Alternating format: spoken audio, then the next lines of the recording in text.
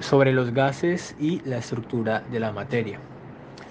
Ya se conocía la naturaleza eléctrica de la materia, pero a mediados del siglo XIX aún no se sabía cuál era la constitución de la electricidad. De los tres estados de la materia, aquel del que mejor se conocía su comportamiento era el gaseoso, logrando representar ese comportamiento mediante leyes sencillas expresadas en un lenguaje matemático sin tantas complicaciones. Para el siglo XVIII, es decir, en 1738 más o menos, Daniel Bernoulli había escrito que entre las moléculas de los gases no existía interacciones y que estarían en continua agitación. Es decir, que avanzó en las ideas de la teoría cinética de los gases, las cuales fueron retomadas más de un siglo después, en 1858, por Clausius.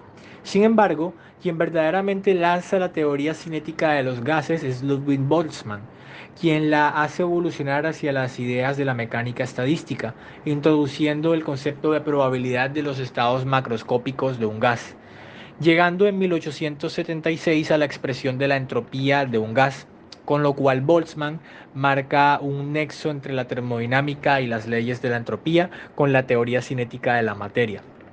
Sin embargo, más adelante, dichas ideas fueron más o menos abiertamente rechazadas, aunque el tiempo le diera la razón, debido a que la mecánica estadística abrió el camino para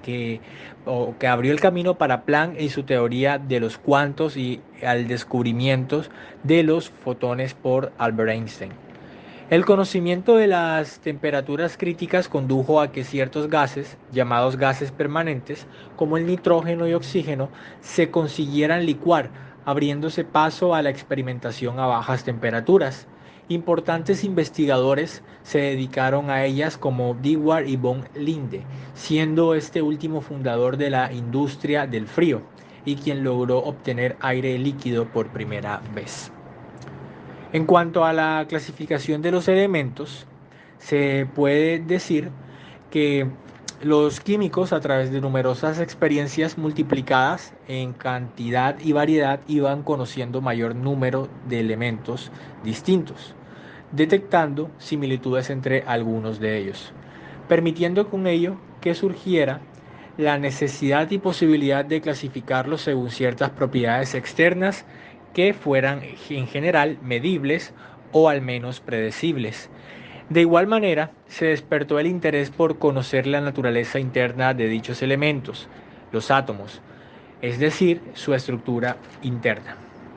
Los elementos se fueron descubriendo poco a poco a lo largo de la historia.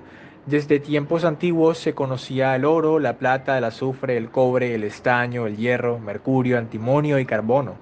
Hasta los inicios de la era cristiana, extenso periodo de la alquimia, se conocieron solo unos 12 elementos en total, hacia su final en 1700. A partir de ese momento, las nuevas ideas de la química favorecen en el descubrimiento de nuevos elementos. En el siglo XVIII se caracterizan 21 elementos más y en el siglo XIX 47. El resto de elementos del sistema periódico se descubre en el siglo XX. Entonces, ya con ciertas similitudes encontradas, se realizaron algunas tentativas de clasificarlos, aunque sin demasiado éxito. Dobereiner reunió ciertos elementos de peso atómico próximo en tríadas. Dumas, a partir de 1830, comenzó a clasificar los no metales en tríadas que denominó familias naturales.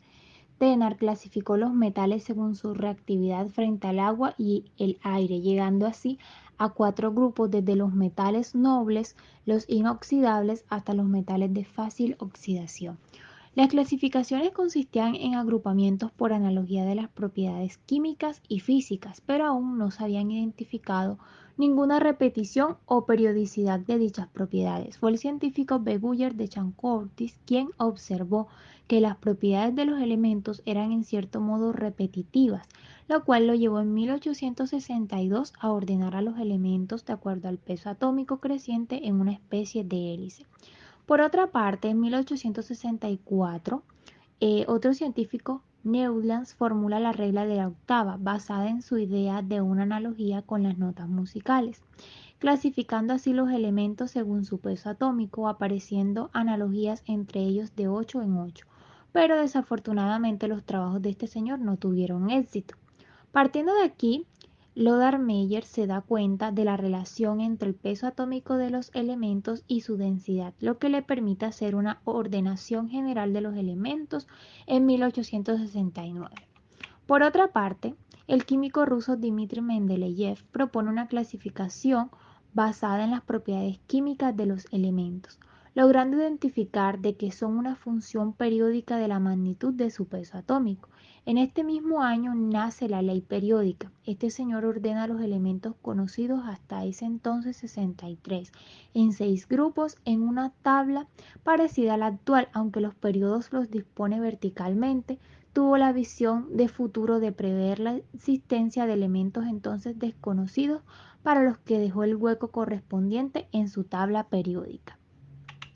Henry Moseley obtuvo espectros de rayos X de muchos elementos, identificando que estos estaban constituidos por unas rayas características y que con su gran perspicacia pudo darse cuenta que existía una relación entre la frecuencia de esas primeras rayas y un parámetro que resultó ser el número de orden de elemento en cuestión, que después llamó número atómico, determinando la expresión matemática de dicha relación, con lo que fue más fácil determinar la posición de los nuevos elementos que se iban descubriendo. Poco a poco se iban encontrando nuevos elementos, como por ejemplo el argón, encontrado en 1894 por Rayleigh y Ramsay, el helio, hallado por este último en 1895, creando un nuevo grupo, el grupo cero, dentro del cual se previó la existencia de otros elementos, constituyendo este conjunto el grupo de los gases raros o gases nobles.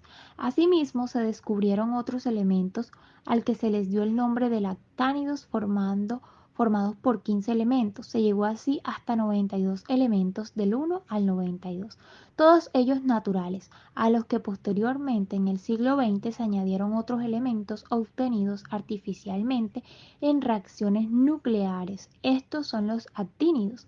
Finalmente se llegó en 1905 a la elaboración de la tabla periódica actual por el señor Wagner, con ciertos arreglos posteriores, constituida por 18 columnas y 7 líneas horizontales.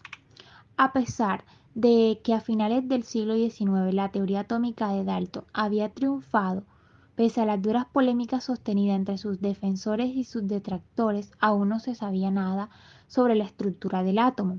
Aunque muchos científicos de la segunda mitad de este siglo tuvieran fuertes convicciones sobre dicha teoría, como Max Planck, creador de la teoría cuántica, aparecieron algunos datos experimentales que contribuyeron experimentalmente a ratificarla. En cuanto a los estudios de la electricidad, tenemos que Stoney propone en 1874 que la electricidad sería granular y después en 1891 da el nombre de electrón a esos granos que constituyen la carga mínima o carga elemental de electricidad.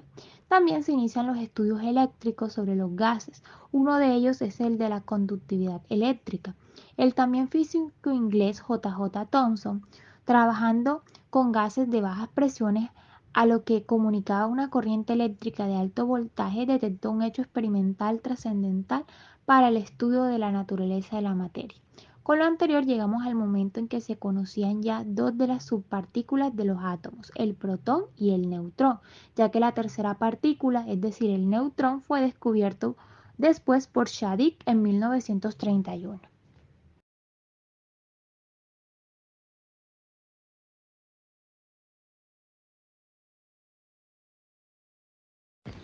La radioactividad. Durante los últimos años del siglo XIX tiene lugar un nuevo descubrimiento, el cual tendrá enormes repercusiones en multitud de ámbitos científicos y en la radioactividad.